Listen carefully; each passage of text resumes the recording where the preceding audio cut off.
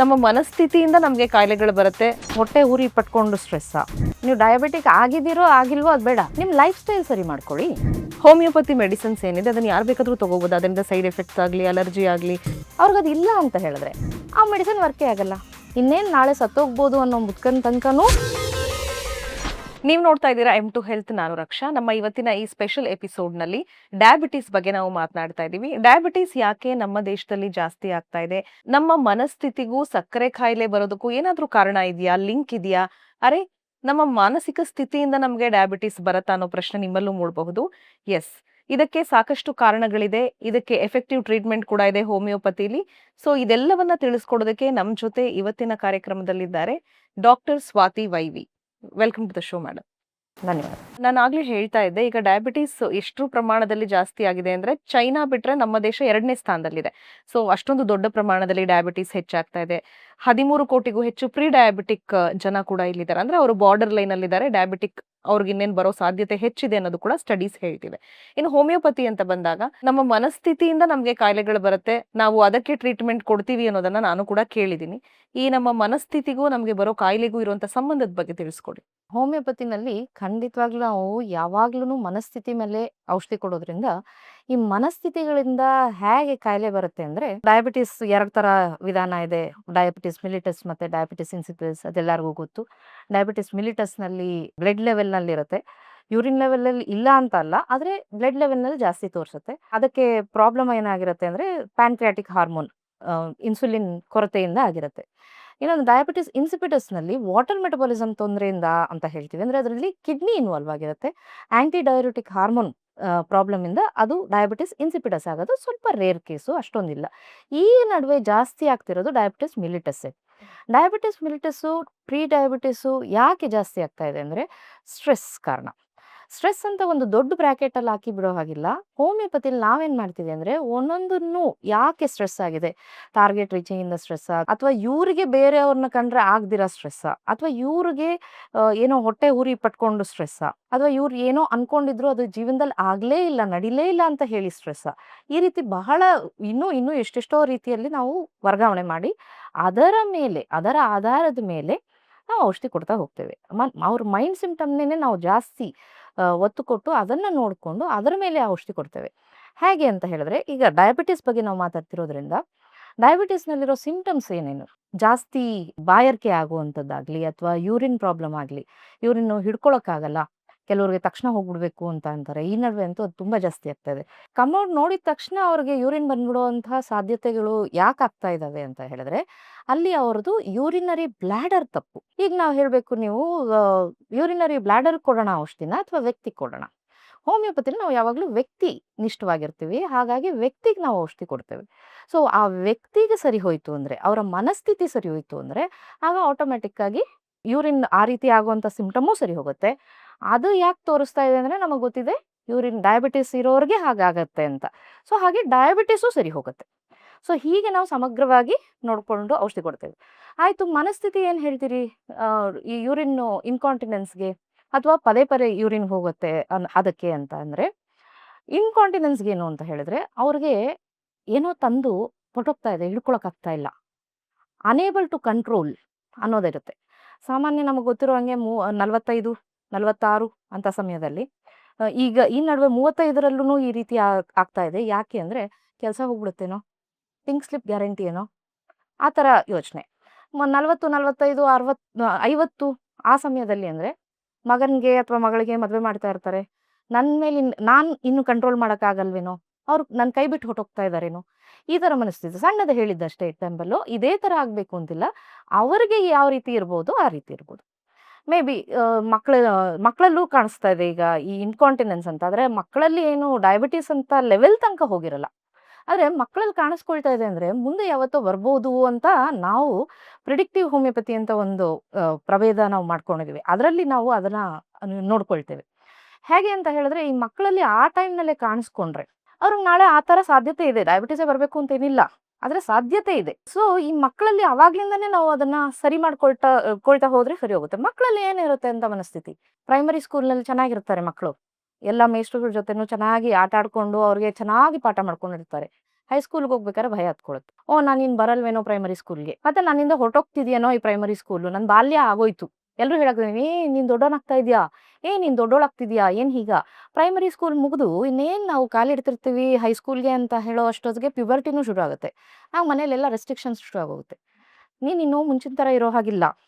ಈ ಮಾತುಗಳು ಯಾವಾಗ ಕೇಳಿಸುತ್ತೋ ಅವರು ಹಾಗೆ ಅಂದ್ರೆ ಆ ರೀತಿ ಅವ್ರ ಮನಸ್ಸಿನ ಮೇಲೆ ಪ್ರಭಾವ ಬೀರುತ್ತೆ. ಹಾಗಂತ ಹೇಳಿ ನಾವು ಹೇಳಲೇಬಾರ್ದಾ ಇಂಥದನ್ನೆಲ್ಲ? ಹೇಳ್ಕೊಡ್ಲೇಬೇಕು. ಪೇರೆಂಟ್ಸ್ ಆಗಿ ಇದನ್ನೆಲ್ಲ ಹೇಳಲೇಬೇಕಾಗತ್ತೆ. ಆದ್ರೆ ಹೇಳೋದು ಸರಿ, ಆದ್ರೆ ಅದರಿಂದ ಏನು ಪ್ರಭಾವ ಆಗ್ತಿದೆ ಅದನ್ನ ನಾವು ಸಲೀಸಾಗಿ ಹೋಮಿಯೋಪತಿ ಔಷಧಿಗಳಿಂದ ಸರಿ ಮಾಡ್ಕೊಡ್ತೇವೆ ಮತ್ತೆ ಹೇಳು ಕೊಡ್ತೇವೆ. ಬರೀ ಔಷಧಿಗಳಿಂದ ಸರಿ ಹೋಗುತ್ತೆ ಅಂತಲ್ಲ. ಹೋಮಿಯೋಪತಿ ಡಾಕ್ಟರ್ಗಳು ಬರೀ ಔಷಧಿಗಳು ಕೊಡೋ ಜೊತೆಗೆ ಅವರು ಸ್ವತಃ ಕೌನ್ಸಿಲಿಂಗು ಮಾಡಿರ್ತಾರೆ. ಹಾಗಾಗಿ ನಮ್ದೊಂದು ದೂರಿದೆ. ಡಾಕ್ಟರ್‌ನ ಕಂಡ್ರೆ ತುಂಬಾ ಇಷ್ಟ ಇತ್ತು ಪೇಷಂಟ್‌ಗೆ, ಹಾಗಾಗಿ ಸರಿ ಹೋಯ್ತು.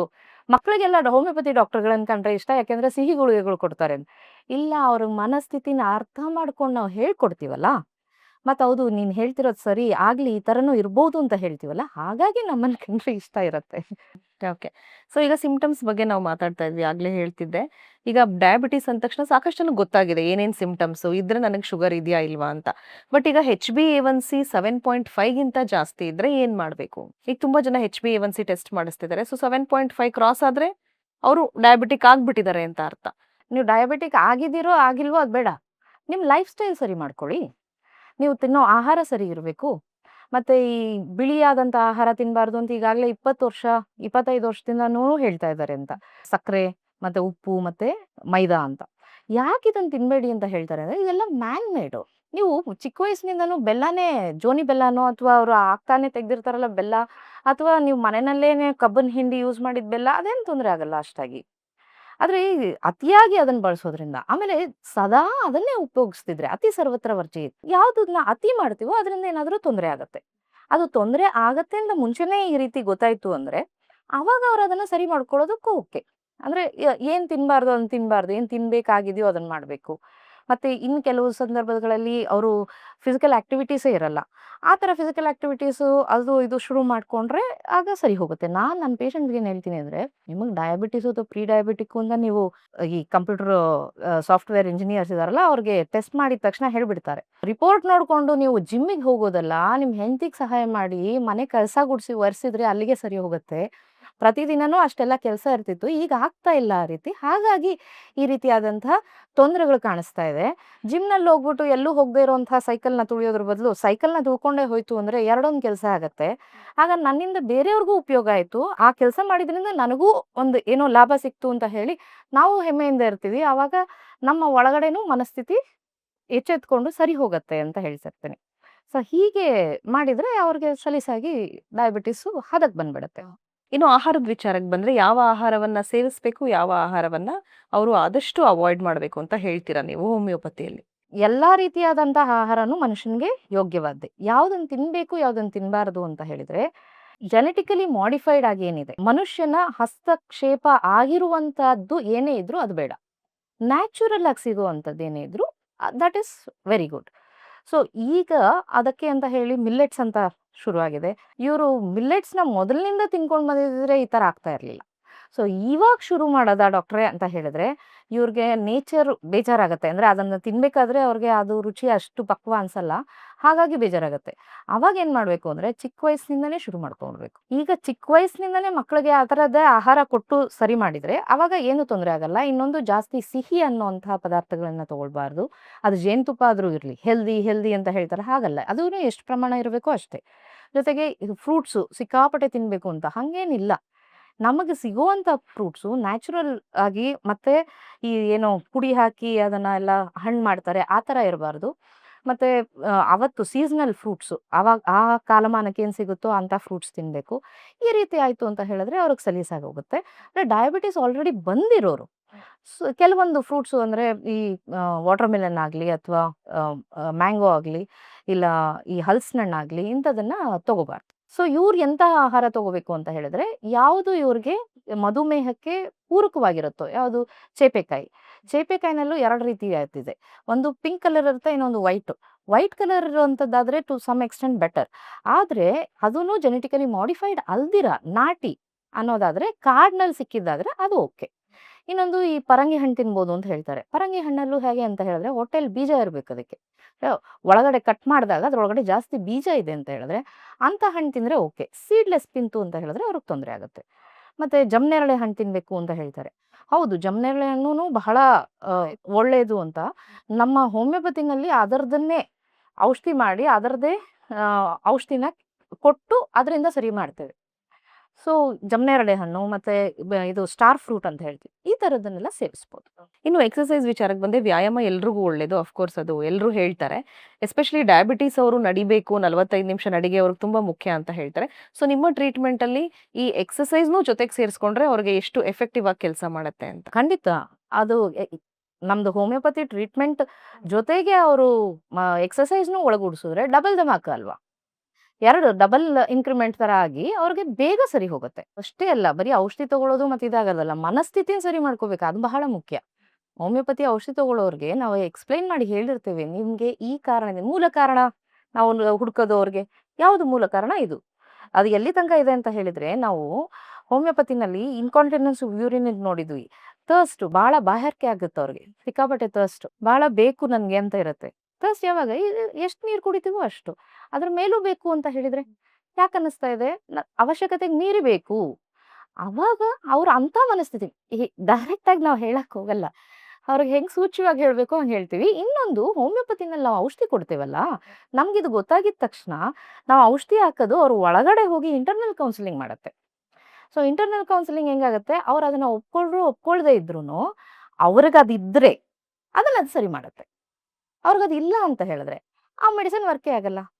ಸೊ ಹಾಗಾಗಿ ಏನಾಗುತ್ತೆ, ಹೋಮಿಯೋಪತಿಗೆ ಸೈಡ್ ಎಫೆಕ್ಟ್ಸ್ ಇಲ್ಲ. ಅದು ನಿಮ್ಗೆ ಕೋಡಿಂಗ್ ಆದ್ರೆ, ಅದು ನಿಮಗೆ ಸರಿಗೆ ಸಿಕ್ಕಾಕೊಂಡ್ರೆ ಅವಾಗ ನೀವು ಕೆಲಸ ಮಾಡುತ್ತೆ. ನಿಮ್ಗೆ ಅದು ಸರಿನೇ ಹೋಗಿಲ್ಲ ಅಂತ ಹೇಳಿದ್ರೆ ಅದು ಸಲೀಸಾಗಿ ಜಾರಿಕೊಂಡು ಹೋಗ್ಬಿಡುತ್ತೆ. ಅಂದ್ರೆ ವರ್ಕ್ ಆಗಿಲ್ಲ ಅಂತ. ಆದ್ರೆ ಡಾಕ್ಟ್ರು ಸರಿ ಕೂಲಂಕಷವಾಗಿ ಇನ್ನೂ ವಿಚಾರಿಸ್ಬೇಕು, ಪೇಷಂಟ್‌ನ ಚೆಕ್ ಮಾಡಬೇಕು ಅಂತ ಆಗುತ್ತಲ್ಲಿ. ಈಗ ಟ್ರೀಟ್ಮೆಂಟ್ ವಿಚಾರಕ್ಕೆ ಬಂದ್ರೆ ನಿಮ್ಮ ಟ್ರೀಟ್ಮೆಂಟ್ ಯಾವ ತರ ಇರುತ್ತೆ? ಬೇರೆ ಟ್ರೀಟ್ಮೆಂಟ್‌ಗೆ ಹೋಲಿಸಿದ್ರೆ ಯಾವ ತರ ವಿಭಿನ್ನವಾಗಿರುತ್ತೆ ಅಂತ?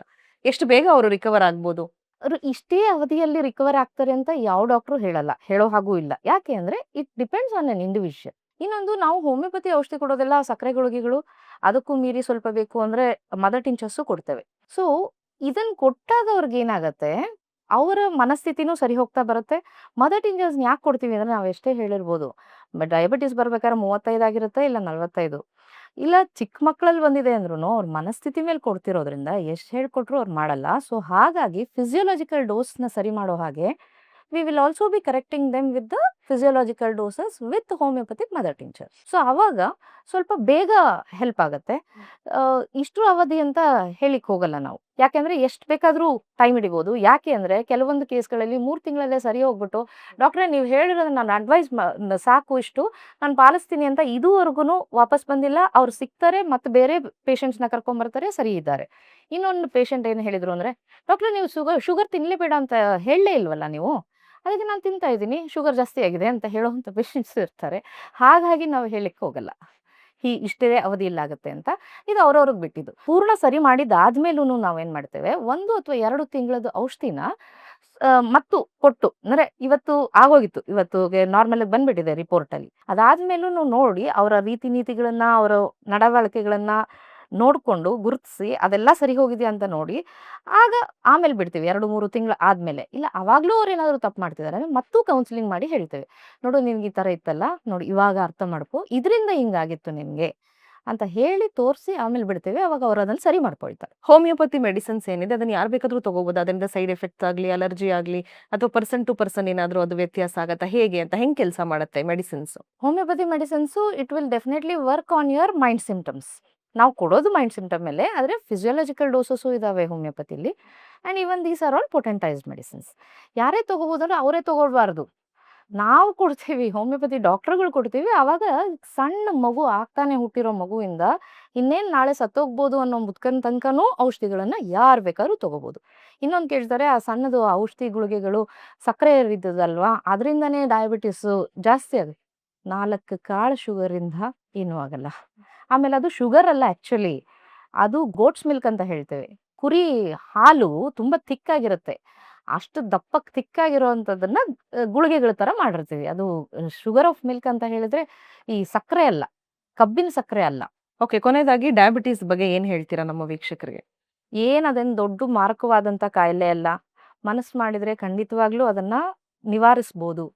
ಮತ್ತೆ ಅದನ್ನ ಖಂಡಿತವಾಗ್ಲೂ ರಿವರ್ಸಲ್ ಡಯಾಬಿಟೀಸ್ ಅಂತ ಏನ್ ಹೇಳ್ತಿದ್ದಾರೆ, ಆ ರೀತಿ ನೀವೇ ಮಾಡ್ಕೋಬಹುದು. ಯಾವುದೇ ಇನ್ಸ್ಟಿಟ್ಯೂಷನ್‌ಗೆ ಹೋಗೋದು ಬೇಕಾಗಿಲ್ಲ. ಹೋಮಿಯೋಪತಿ ಡಾಕ್ಟರ್ ಹತ್ರ ಹೋದ್ರೆ ಏನ್ ಮಾಡ್ತಾರೆ, ಅವ್ರು ನಿಮ್ಮ ಮೂಲ ಕಾರಣಕ್ಕೆ ಔಷಧಿ ಕೊಟ್ಬಿಟ್ಟು ಸರಿ ಮಾಡೋದ್ರಿಂದ, ಅದರಿಂದ ಸ್ವಲ್ಪ ಬೇಗ ಸರಿ ಹೋಗುತ್ತೆ. ಇನ್ನೊಂದು, ನಾವು ನಮ್ಮನ್ನ ಕರೆಕ್ಷನ್ ಮಾಡ್ಕೊಂಡ್ರೆ ಅದಕ್ಕಿಂತ ದೊಡ್ಡದೇನೂ ಇಲ್ಲ. ಡಯಾಬಿಟೀಸ್ ಅಷ್ಟೇ ಅಲ್ಲ, ಯಾವ ಕಾಯಿಲೆನೂ ಬರಲ್ಲ. Okay, thank you madam. ಹೋಮಿಯೋಪತಿಯಲ್ಲಿ ಡಯಾಬಿಟೀಸ್‌ಗೆ ಯಾವ ತರ ಟ್ರೀಟ್ಮೆಂಟ್ ಇದೆ, ಎಷ್ಟು ಎಫೆಕ್ಟಿವ್ ಆಗಿ ಟ್ರೀಟ್ಮೆಂಟ್ ಅನ್ನ ನೀವು ಕೊಡ್ತೀರಾ, ಡಯಾಬಿಟೀಸ್‌ನ ಯಾವ ರೀತಿ ರಿವರ್ಸ್ ಮಾಡ್ಬೋದು ಅನ್ನೋದ್ರ ಬಗ್ಗೆ ತಿಳಿಸ್ಕೊಟ್ರಿ. Thank you so much. ಧನ್ಯವಾದ. ನೋಡಿದ್ರಲ್ಲ, ಡಯಾಬಿಟೀಸ್ ಬಗ್ಗೆ ನಿಮಗೂ ಸಾಕಷ್ಟು ಮಾಹಿತಿ ಸಿಕ್ತು ಅಂತ ನಾನು ಭಾವಿಸ್ತೀನಿ. ನಮ್ಮ ಮುಂದಿನ ಎಪಿಸೋಡ್‌ನಲ್ಲಿ ಮತ್ತೊಬ್ರು ಸ್ಪೆಷಲ್ ಡಾಕ್ಟರ್ ನಮ್ಮ ಜೊತೆ ಇರ್ತಾರೆ. ಅಲ್ಲಿವರೆಗೂ ನಮಸ್ಕಾರ.